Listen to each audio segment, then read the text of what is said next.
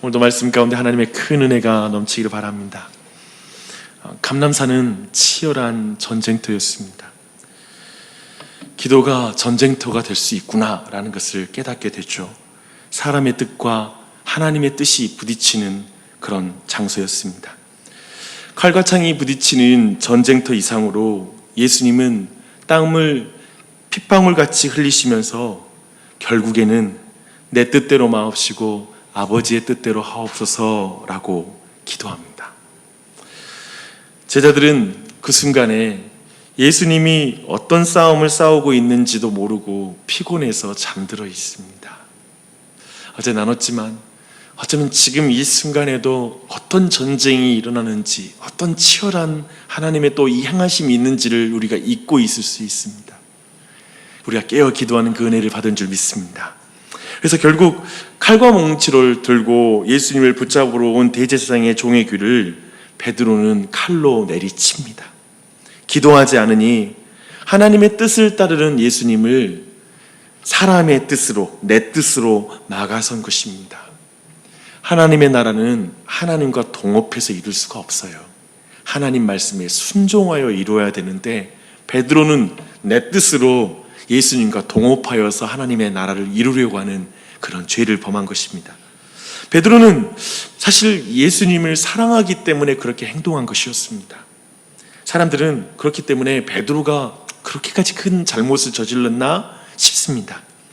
지금도 대부분의 그리스도인은 베드로처럼 행동하고 있습니다. 마치 하나님과 동업하는 것처럼 행동하는 것이죠. 그러나 예수님은 내 뜻으로 사람의 칼로 하나님의 나라를 세우는 것을 시험에 든 것, 유혹에 빠진 것이라고 말씀하고 있습니다. 평가하고 있습니다. 주 안에 사랑하는 여러분, 예수님은 여전히 예수님을 따르는 모든 제자들이 언제나 그리고 무슨 일이든 코로나 앞에 서서 내 뜻으로 싸우는 자가 되기를 원치 않으십니다. 혈과 육으로 싸우기를 원치 않으십니다. 하나님의 뜻을 구하며 하나님의 방법으로 싸우기를 원하시는 줄 믿습니다. 그렇게 나아간 우리 모두가 됐으면 좋겠어요. 어제 감난에서 묵상했던 내용은 바로 이런 내용이었습니다. 이제 모든 제자들은 예수님이 하나님의 뜻을 따라 고난의 길을 걷기로 결정하고 나아가자 이제 주님을 버리고 흩어집니다. 하지만 베드로와 요한은 멀찍이서 예수님을 뒤쫓아 갑니다. 베드로는 예수님에 대한 신문이 벌어지고 있는 대제사장의 뜰까지 들어가서 이 모든 것을 지켜봅니다. 누가는 대제사장의 집에서 예수님께서 어떤 신문을 받으시는지 그 내용을 거의 다루지 않아요. 전혀 보여주지 않습니다. 대신 베드로에게 어떤 일이 일어난지를 우리에게 보여주고 있습니다. 주님의 말씀대로 베드로는 예수님에 대한 신문이 벌어지고 있는 그 대제사장의 집 뜰에서 예수님을 3번 부인합니다. 베드로는 나는 그의 제자가 아니라 나는 그를 알지 못한다 이렇게 부인하게 되죠. 예수님과의 관계를 거듭해서 부인합니다. 자신의 제자로서의 정체성을 거듭해서 강하게 부정합니다. 그리고 누가만이 베드로가 3번 부인하는 그때에 주께서 돌이켜 베드로를 보셨다라고 이렇게 말하고 있습니다. 베드로는 예수님이 그를 볼 때 오늘 닭 울기 전에 내가 나를 3번 부인할 것이다 라는 그 말씀을 기억했다라고 말씀하고 있습니다. 그런데 베드로를 돌이켜보시는 이 예수님의 시선은 어떤 시선이었을까요? 성경은 베드로가 주님의 시선으로 닭 울기 전에 내가 나를 3번 부인할 것이다 라는 말씀을 생각났다라고 말하고 있습니다. 그렇다면 예수님의 시선은 그럼 그렇지, 너는 내가 말한 대로 나를 배신했어 라는 이런 시선으로 보았을까요? 아니요, 저는 그렇지 않다고 믿습니다. 누가복음 22장 31절 32절 여러분 눈으로 보십시오. 이 말씀을 근거해서 캠벨 모건 목사님은 예수님의 시선을 이렇게 말합니다. 주님께서 그때 베드로를 보신 것은 그를 질책하기 위함이 아니라 베드로의 믿음이 떨어지지 않게 기도하셨다라는 것을 기억하라는 자비와 사랑의 시선이었을 것이다. 예수님의 시선은 그런 시선이었을 것입니다. 저는 캠벨 모건 목사님의 해석에 전적으로 동의합니다. 베드로는 유다와 달리 결국 회개하여 하나님 앞에 쓰임을 받게 됩니다. 그 이유는 무엇입니까?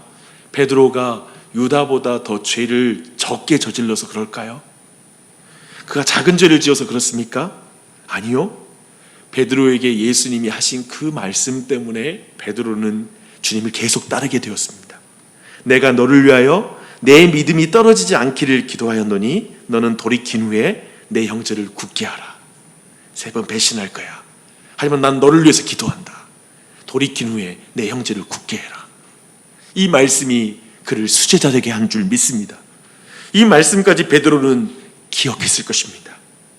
예수님의 기도 때문에 베드로는 베드로가 될 수 있는 것입니다. 저 대제사장의 집은 이렇게 베드로가 자기 목숨 한번 살기 위해 난 예수님 제자 아닙니다. 나는 그를 모릅니다. 라고 예수님을 부인했던 장소가 대제사장의 뜰이었습니다. 자신의 정체성을 부인하는 장소였습니다. 그때 예수님께서는 대제사장의 집에서 온갖 희롱과 주먹질과 욕설을 받으십니다. 왜요? 자신의 정체성을 부인하는 베드로를 위해 그분은 그 수모를 당하십니다.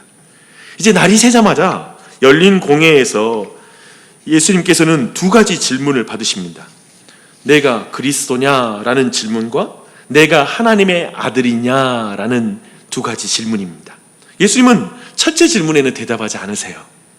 대답하여도 믿지 않을 것이고 주님이 질문하신다면 그들은 더더욱 대답할 수 없을 거라고 말씀하시면서 그 일에 직접적인 대답을 피합니다. 근데 2번째 질문에는 대답합니다.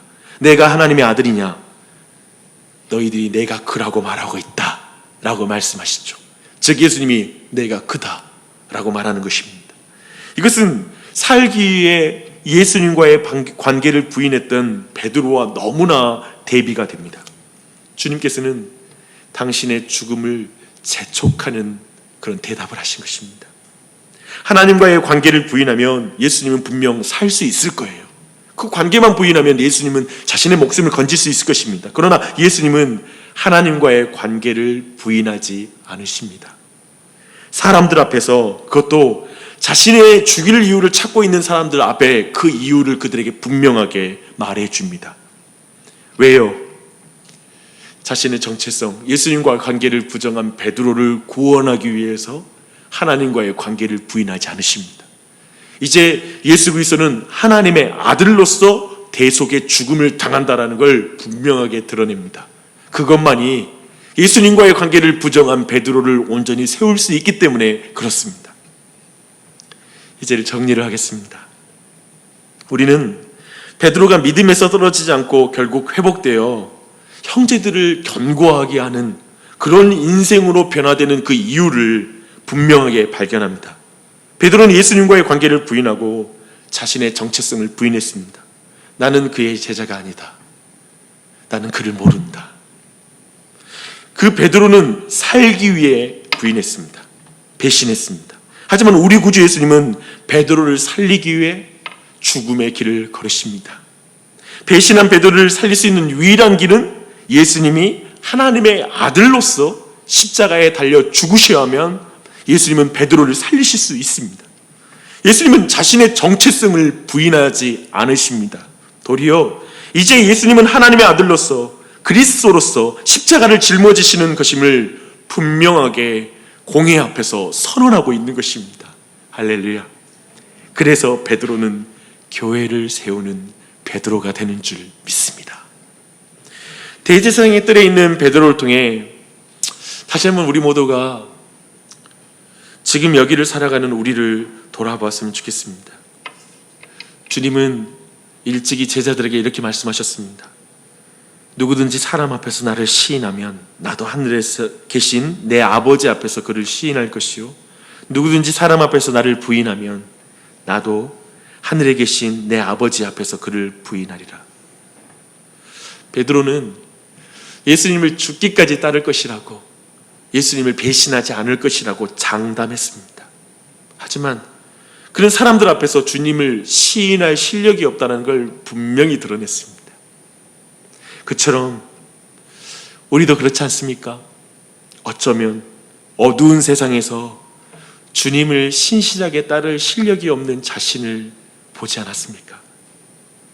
칠흑같이 어두운 인생길에 잠시 우리의 몸을 녹여줄 것 같은 어떤 불을 쬐러 가까이 갔다가 얼마나 쉽게 신앙 양심을 버린 적이 있지 않았습니까? 생각해보면 무서워할 것 아닌 사람들 앞에서 예수님을 이렇게 부인했던 적이 얼마나 많았습니까? 비겁해졌던 순간들. 코로나 사태 속에서도 우리는 정말 세상 앞에서 우리는 주님을 시인하는 사람으로 서 있었습니까? 기도하는 사람으로, 축복하는 사람으로, 아브라함의 후손으로 살아 있었습니까? 가족들 앞에서 우리 모두는 주님을 인정하는 사람으로 서 있었습니까? 자녀들 앞에서 말입니다. 어쩌면 지금 이 순간 우리 모두의 베드로와 같이 주님을 부인했던, 시인하지 못했던 그 모습을 주님이 다 보고 계시는 거예요. 분명히 다 보셨어요. 그 눈빛을 여러분 보고 계십니까? 믿음으로 보십시오. 주님이 다 보셨구나. 다 아시는구나. 그 예수님은 우리를 경멸함으로 보실까요? 비웃으시면서 보실까요? 너가 그 정도밖에 안 돼. 넌 그런 인간이야? 이렇게 예수님은 보실까요? 아니요. 내가 너를 위하여 내 믿음이 떨어지지 않기를 기도하였노니 너는 돌이킨 후에 내 형제를 굳게 하라. 주님은 우리와의 관계를 부인한 적이 한 번도 없으십니다. 내가 주님과의 관계를 부정하듯 살아도 너는 내 아들이라. 내가 너를 지명하여 불렀느니 너는 내 것이다. 내가 너에게 착한 일을 시작하였으니 그리스도 예수의 날까지, 마지막 날까지 나는 너와 신실하게 함께 할 것이며 너를 붙잡을 것이다. 너를 다시 회복하게 할 것이니 내 영제를 굳게 하라. 내가 너를 위하여 기도하고 있다. 보좌 위에서 계속 중보하고 있다. 이렇게 말씀하시는 줄 믿습니다. 그게 우리의 위로이죠. 그래서 우리가 지금 여기에서 기도하고 있습니다. 오늘 이 아침에 일어나서 주님 의지하러 나와왔습니다. 우리 주님의 그 따뜻한 시선을 느끼며 기도했으면 좋겠습니다. 우리가 잘나서 따뜻하게 보시는 게 아니에요.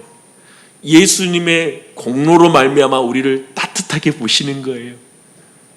진노의 눈으로 보시는 게 아니라 그리스도 안에서 용서의 눈으로 우리를 바라보시는 거예요. 우리를 회복시키는 눈으로 바라보고 계시는 거예요.